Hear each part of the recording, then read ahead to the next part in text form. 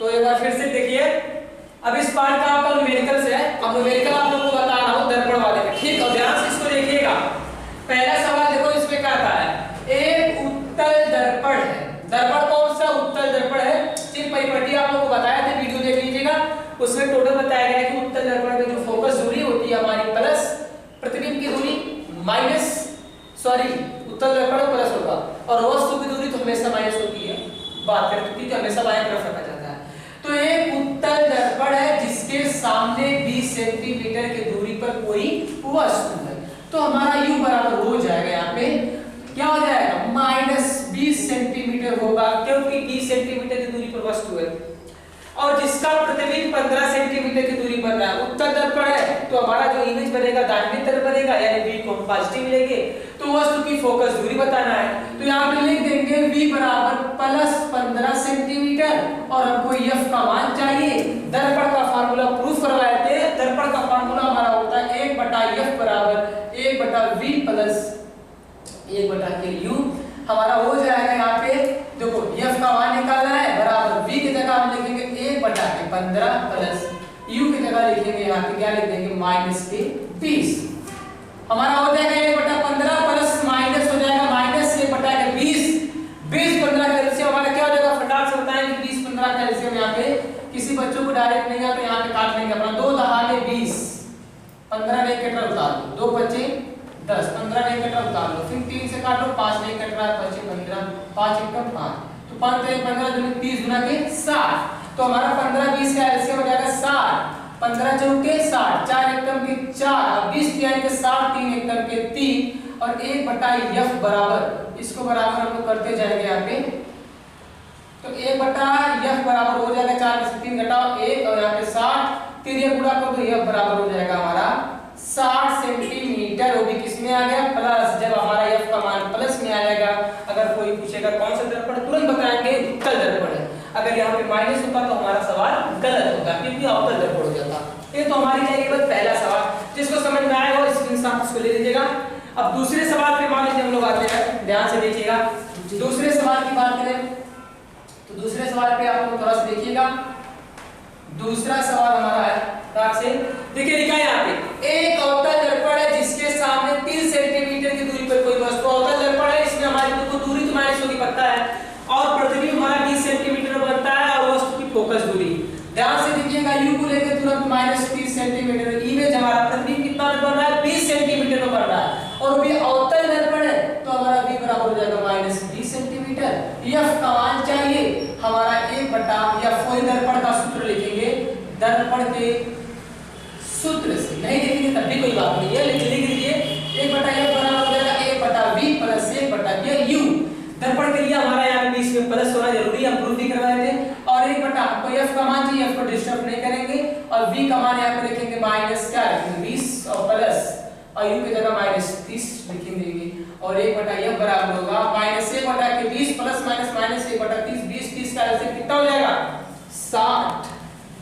नहीं होगा एक बार फिर देख लीजिए, नहीं होगा तो इसका 60 नहीं होगा, तो 20 15 हो जाएगा, 2 बचे 10, यहाँ 15, 3 बचे 5, 5 3 15 30 बचे 60, तो हमारा 30 और 20 का जो एलसीएम हो गया 60, तो 15 और 20 का एलसीएम कितना होना चाहिए हमारा, तो हम निकाले तो 15 20 का एलसीएम कितना था 60, वो भी 60 है, 60 होगा, 2 बचे 10, पर यहाँ पे 15 से तो यहाँ पे 15 नहीं कर रहा हमारे लिए, 3 5 5 5 15 30 गुना के 60 होगा, 20 यानी कि 60 -3 हो जाएगा, -30 गुना के 60, यानी 1/f के बराबर होगा, तो 1/f बराबर होगा -3 5 -5/60, -5f बराबर हो जाएगा 60, और f बराबर होगा 60/-5 कट जाएगा, -12 सेंटीमीटर।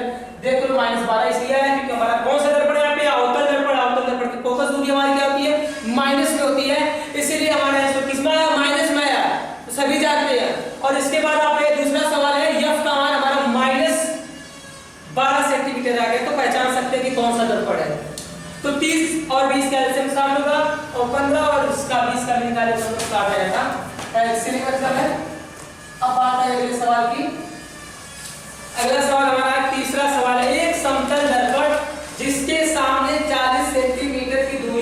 कोई वस्तु है तो उसका प्रतिबिंब की दूरी बताइए। समतल दर्पण की बात किया, देखो समतल दर्पण में आप लोगों को बताया कि क्या होता है कि जब हम घर पे जो शीशा का यूज करते हैं, देखो जिस शीशा में हम एकदम हैंडसम दिखते हैं, सलमान खान की तरह जो हीरो लगते हैं, उस हमारा दर्पण रहेगा उत्तल दर्पण नहीं रहेगा बल्कि अवतल दर्पण रहेगा।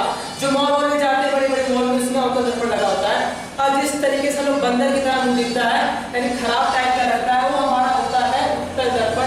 जो कि गाड़ी साड़ी जो ट्रक हो गया, बस हो गया, जो साइड मिरर लगा होता है, जो बाइक हो गया तो साइड मिरर जो लगा था उत्तल दर्पण का होता है। और बाद में जो समतल दर्पण जो घरों में यूज करते हैं साधारण रूप से, और बाद में समतल दर्पण में क्या होता है कि जैसे हैं हम उसी तरह दिखते हैं समतल दर्पण में, बस यही कंडीशन है। तो बात हमारी आई समतल दर्पण की, तो समतल दर्पण मालूम हमारा ये है, एक तरफ से कलई कर देते हैं, ये हमारा समतल दर्पण है। समतल दर्पण की कितना दूरी पर दिया है, 40 सेंटीमीटर की दूरी पर। कौन है ये 40 सेंटीमीटर, मालूम 40 सेंटीमीटर की दूरी पर मालूम कोई खड़ा है, यही वस्तु है। तो बताना इसका इमेज है, हमारा प्रिंसिपल होकर मान सकती, इसका इमेज कहां बनेगा, 40 सेंटीमीटर पर ही बनेगा। ये हमारा होता है समतल दर्पण की कंडीशंस, क्योंकि जितनी दूरी पर इधर रहेगा उतना ही दूरी पर उसका इमेज बनेगा, जितनी दूरी पर इसकी वस्तु उतना दूरी पर उसका इमेज बनेगा। इसका समतल दर्पण का नियम होता है कि इसके द्वारा बनाया गया प्रतिबिंब आभासी और सीधा होता है और वस्तु के बराबर होता है। जहां भी जितनी दूरी पर वस्तु रखी उसका इमेज उतना ही दूरी पर बनता है। ये हमारी समतल दर्पण की कंडीशंस होती है। तो तीसरा सवाल हमको प्रतिबिंब की दूरी बता दी, 40 सेंटीमीटर, इसका आंसर हो गया।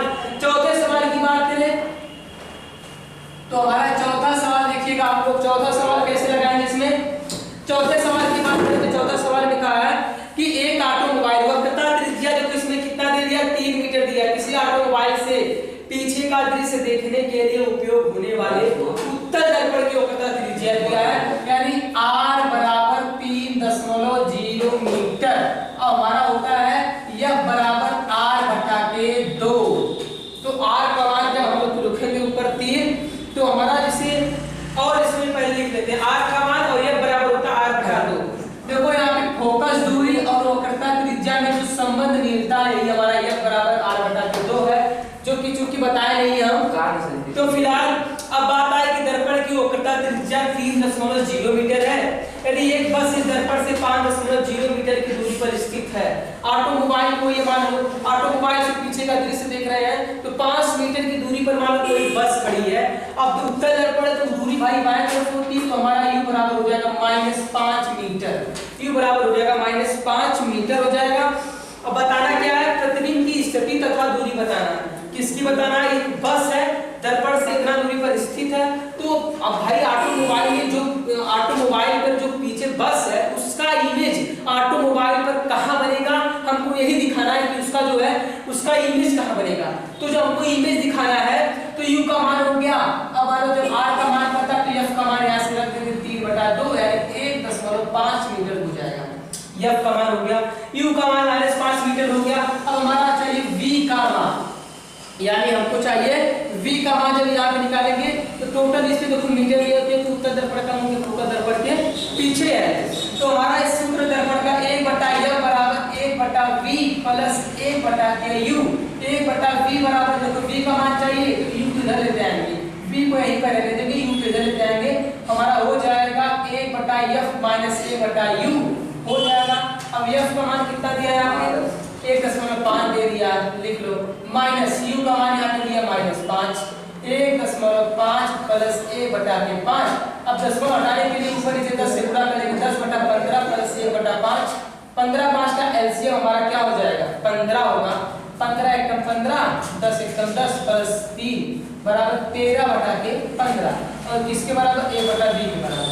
तो 1/b बराबर हो जाएगा 13/15, 13b बराबर 15, b बराबर 15/13। अब भाग दे सकते हैं इसको, अगर भाग देंगे तो कितना हो जाएगा हमारा 1/v यानी 1.15 कुछ आएगा।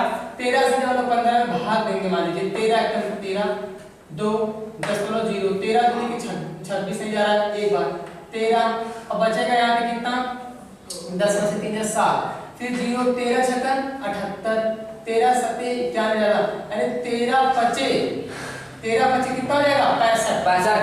2 अंक बदल जाएंगे, कितना ले जाएंगे 2 अंक, यानी 1.15 मीटर।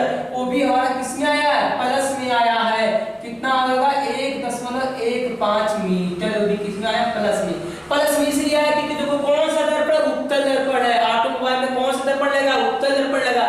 और उत्तल दर्पण में जो प्रतिबिंब की दूरी क्या होती है, v क्या होती है, प्लस होती है 1.5 मीटर। अब बात आई उसकी स्थिति की, तो प्रतिबिंब देखो उत्तल दर्पण है तो आभासी बनेगा और सीधा बनेगा, और साइड में बात करें तो बिंब से क्या नहीं, प्रतिबिंब से क्या बनेगा, छोटा बनेगा।